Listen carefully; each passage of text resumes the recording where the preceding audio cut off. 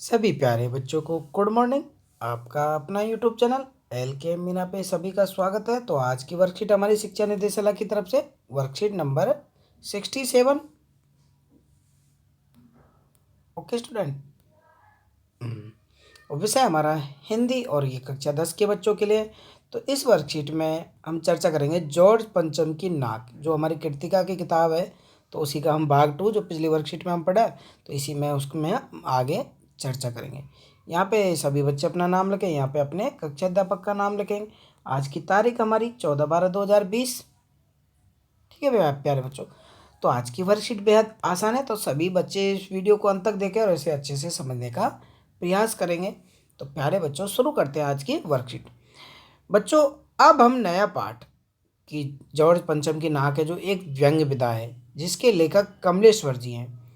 कि कौन है इसके लेखक? लेखक कमलेश्वर जी हैं। ध्यान रखना, जॉर्ज पंचम की नाक है तो एक व्यंग्य विधा है ये पाठ, और इसके लेखक कमलेश्वर जी हैं। हास्य विनोद शैली, हंसी मजाक में अपनी बात को कहना, किसी को बुरा नहीं लगे, ऐसी रचना को हम व्यंग्य कहते हैं। कि जो व्यंग्य है वो क्या है भाई? व्यंग्य विधा क्या है कि हास्य विनोद शैली, मतलब किसी बात को हम अपने भाई किसी को समझा देना, उसे समझ में भी आ जाना और मजाक मजाक में उसे बुरा भी ना लगे, ऐसी रचना को व्यंग्य रचना कहते हैं।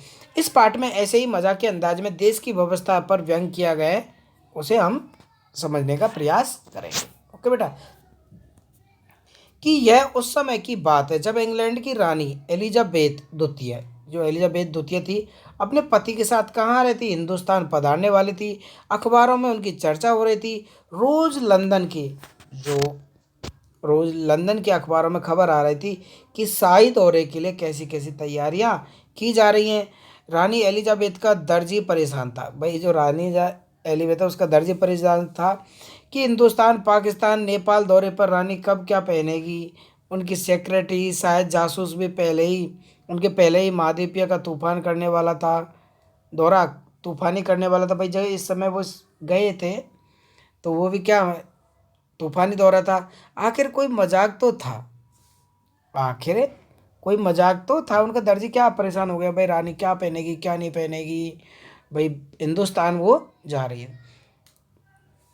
आखिर कोई मजाक तो था नहीं। तो भाई वो दर्जी सोच रहा है कि ये मजाक तो है नहीं कि रानी जा रही है। जमाना चूंकि नया था, फौज फाटे के साथ निकलने के दिन बीत चुके थे। भाई फौजों के साथ जाने के दिन बीत चुके थे, इसलिए फोटोग्राफरों की फौज तैयार हो गई। इंग्लैंड के अखबारों की कतरने हिंदुस्तानी अखबारों में दूसरे दिन चिपकी नज़र आ रही थी। कि जो इंग्लैंड के भाई एक दिन वहाँ तो पहले होती थी, वो अगले दिन किसके अखबारों में आ जाती? हिंदुस्तान के अखबारों में छपती नज़र आती थी। रानी ने ऐसी रानी ने एक ऐसा हल्के नीले रंग का सूट बनवाया जिसकी रेशमी कपड़ा हिंदुस्तान से मंगवाया था। रेशम भाई उस समय अंग्रेजों का शासन था, तो भारत में कलकत्ता जैसे शहरों में बहुत ज़्यादा रेशमी कपड़ों का उत्पादन होता था, तो उसका कपड़ा भी वहाँ से मंगवाया था। करीब 400 पाउंड खर्चा उस सूट पर आया। भाई 400 पाउंड खर्चा उस सूट पर आया, ऐसा उनके दर्जी बता रहे हैं।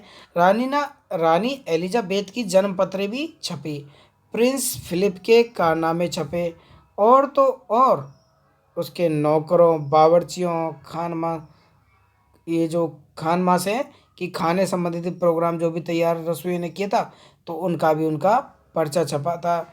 और अंगरक्षकों की पूरी जीवनें देखने में आई। शाही महल में रहने वाले पालतू कुत्तों तक की तस्वीर अखबार में क्या हुई?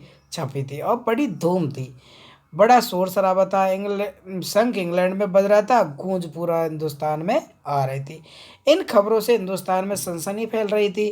राजधानी में तहलका मचा हुआ था, और जो रानी 5,000 रुपये का रेशमी सूट पहनकर पालम के हवाई अड्डे पर उतरेगी, तो उसके लिए कुछ तो होना ही चाहिए थे। कुछ क्या, बहुत कुछ होना चाहिए, जिसके कि बावर्ची पहले महायुद्ध में जान हथेली पर लेकर लड़ चुके थे। उनकी शान और शौकत के तो क्या कहने। और वहीं रानी दिल्ली आ रही है ने अपनी मुंह से निकल गया, वह आए हमारे घर, कभी हम उनको कभी अपने घर को देखते।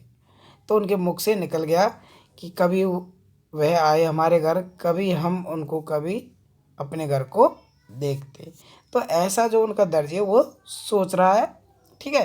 तो इस तरह की इस व्यंग में चर्चा की गई, कैसे कैसे भाई इंग्लैंड की महारानी के लेके कैसे भाई गुण तो इंग्लैंड भाई बताया ना भाई, इसमें भाई वहाँ पे शोर शराबा तो इंग्लैंड में हो रहा था, संघ इंग्लैंड में बज रहा था, लेकिन उसकी गूंज क्या है, हिंदुस्तान में हो रही। मतलब रानी एलिजाबेथ का स्वागत के लिए सभी लोग क्या कर रहे थे, बड़े जोर से अंग्रेज लोगों ने पूरा तरह से व्यवस्था उसकी कर रहे।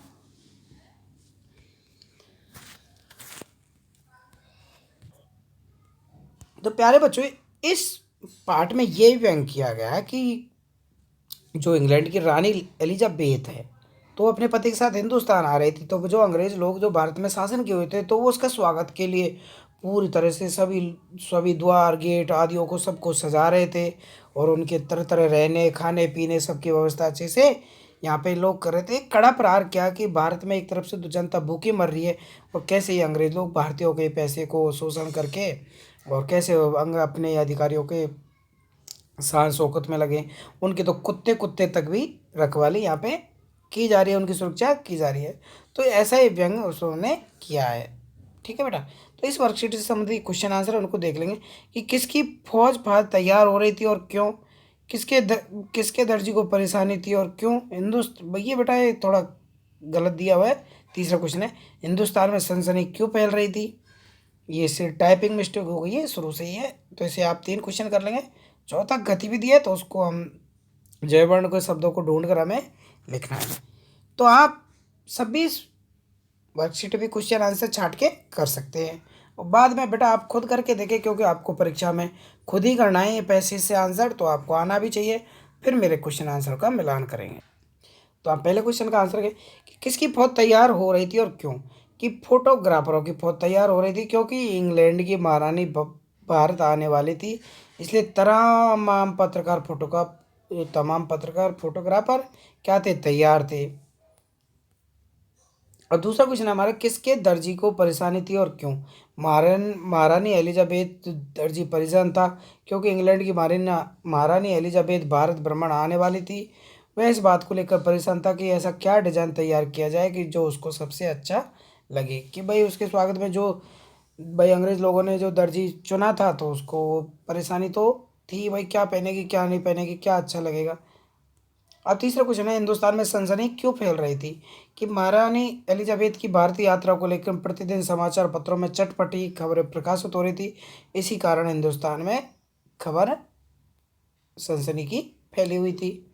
अब चौथा क्वेश्चन है बेटा हमारा कि उपयुक्त गद्यांश में जय वर्ण के शब्दों को ढूंढकर लिखिए, फिर उन शब्दों से एक एक वाक्य बनाएं।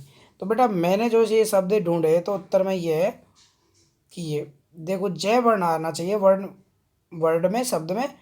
कि तो महारानी एलिजाबेथ, पहला वर्ड मुझे ये मिला। इंग्लैंड की महारानी एलिजाबेथ का भी भारत भ्रमण उस समय की एक बड़ी घटना थी।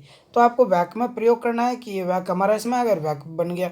गूंज, तो देखो इस समय समाचार चैनल में केवल कोरोना, अब इस समय तो क्या चल रही है, कोरोना की गूंज ही चल रही है बेटा। ठीक है ना बेटा, आप सभी को मैंने इसके सेंटेंस के हिसाब से बना दिया, बाकी आप छोड़ो। रोज हमें रोज प्रातः हमें हमें हर रोज प्रातः सूर्योदय से पूर्व उठना चाहिए। दर्जी, अच्छा दर्जी एक कलाकार होता है। ओके बेटा, ये 4 वर्ड मुझे मिले, तो आप और भी अगर वर्ड मिलते तो आप उनके अनुसार तो ये 4 वर्ड मुझे मिले, तो मैंने चारों के क्वेश्चन आंसर से बना दिया है। तो आप इस वर्कशीट में और भी जय वर्ण के जो भी वर्ड मिलते हैं तो बना सकते हैं। ओके बेटा, जितनी ज़्यादा प्रैक्टिस आप करोगे उतने से अच्छे से आप इसके वर्कशीट के क्वेश्चन आंसरों को समझ पाएंगे। और सभी बच्चों को एक महत्वपूर्ण मेरा संदेश, नियमित रूप से अपने हाथों को साबुन और पानी से धोते रहें, और सभी बच्चे अपना ख्याल रखें बेटा, ज़रूरत के हिसाब से घर से बाहर निकलें। Take care, bye bye.